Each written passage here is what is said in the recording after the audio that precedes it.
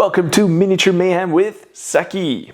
In this video we will be discussing different methods of painting skeletons, skulls, bones in general. Let's get into it.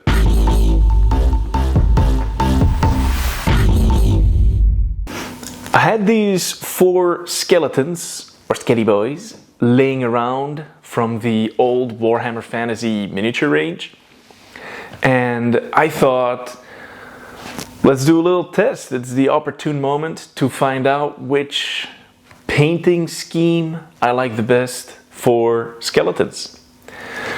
So I will show you how I painted them up, and then we'll get to the final results. So for the first 2 skeletons, number 1 and 2, the first step is the same.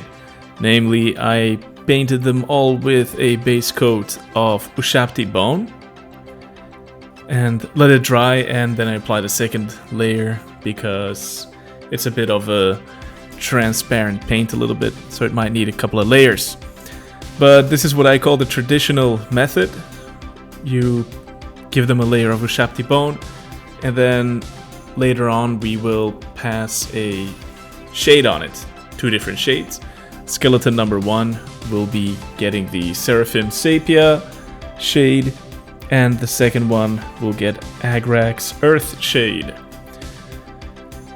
So basically skeleton number 1 and 2 get the same first step, which is this Ushabti bone base color. Then skeleton number 3. As you can see, all 4 of the skeletons had the same spray base color of Grey Seer. And for skeleton number 3, all I did was give it a nice thick coat of the Citadel color contrast paint, Skeleton Horde. I think this is the easiest way to paint skeletons, because basically just base coat them with whatever spray can, contrast spray can you have, and then you go over it with Skeleton Horde. It is a very easy method. It is so easy that some might even consider it cheating. But hey, if it saves time and you get to fill your army faster to get some more games played, why not?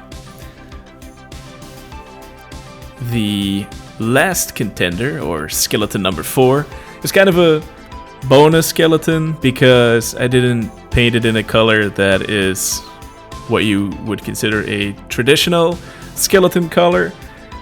I wanted to make a bit more of a magical looking skeleton, I guess, and I used Magos purple for this, and well, yeah, it's a purple skelly boy. I think it looks pretty cool, but it's probably not a serious contender for this experiment, but it was a fun one. Here we go, we're back at skeleton number 1. So as I mentioned earlier, I painted him first in Ushabti bone, and now I'm applying a Seraphim Sepia wash. Now if I would be painting this for miniatures to put in my army, I would give them a highlight of Ushabti bone, or maybe even dry brush them once the Seraphim Sepia wash is dry. But for our experiment, I really just wanted to show what they will look like dried in the wash completely, so you can see more clearly what the difference, what the raw difference would be between the different methods. Yeah. So here we're just applying the Seraphim Sepia wash before we will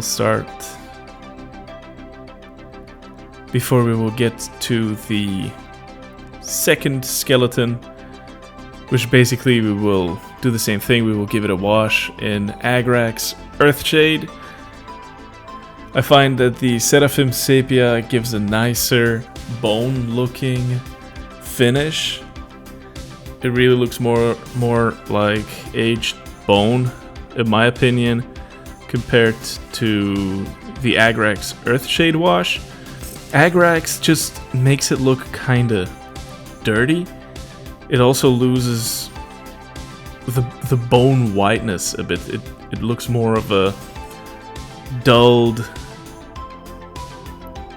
dare say more grayed bone as well, which, you know, is not really realistic. Hence my preference in these two methods is definitely using Seraphim Sepia over using Agrax Earthshade. Of course, after painting all of the skeletons in their designated skeleton color, I painted their equipment in some colors because I don't like leaving miniatures half painted. Might as well just paint their little spears and shields, right? With that out of the way, we can take a look at the final result. I will also add some individual pictures so that you can have a closer look at each of the miniatures so that you have a reference of your own as to how they look like. But contender number 1, the Seraphim Sepia, has a more bone look in my opinion. Contender number 2 with Agrax Earthshade looks a bit dirty.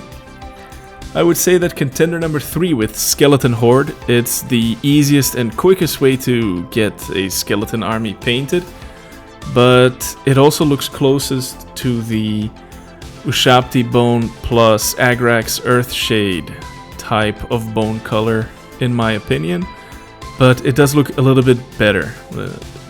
It looks more like bone than if you combine the Ushabti bone and Agrax Earthshade. And then of course contender number 4, the magical skeleton. Well, probably not a true contender in this top 4, but I think it looks really cool as well.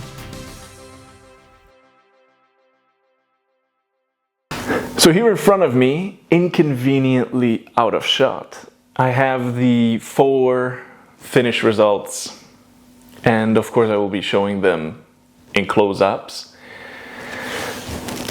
But in my humble opinion, I think I prefer the traditional way of just painting them with Ushabti bone and then going over them with the Seraphim Sepia and then maybe doing some highlights again with Ushabti bone. I think that's my favorite way to do it, even though the little bonus guy in purple, if I put him right there, oh yeah, I also love this guy. I just think it's very funny, a magical purple skeleton. I'm sure I'm going to use this in my D&D campaign. Don't tell the other players, but yeah, they will definitely run into a purple skeleton. Anyway, that's it for this video. I hope you enjoyed it. If you liked it, please like the video and subscribe. It will help the channel out a lot. Thank you for watching, and I'll see you in the next video. Bye. Here's a quick slideshow of the 4 contestants again. On number 1, it's the Seraphim Sepia skeleton. Number 2 is the Agrax Earthshade skeleton. Then it's the Skeleton Horde one. And the last is the Magos Purple skeleton. Let me know in the comments which one you like the best.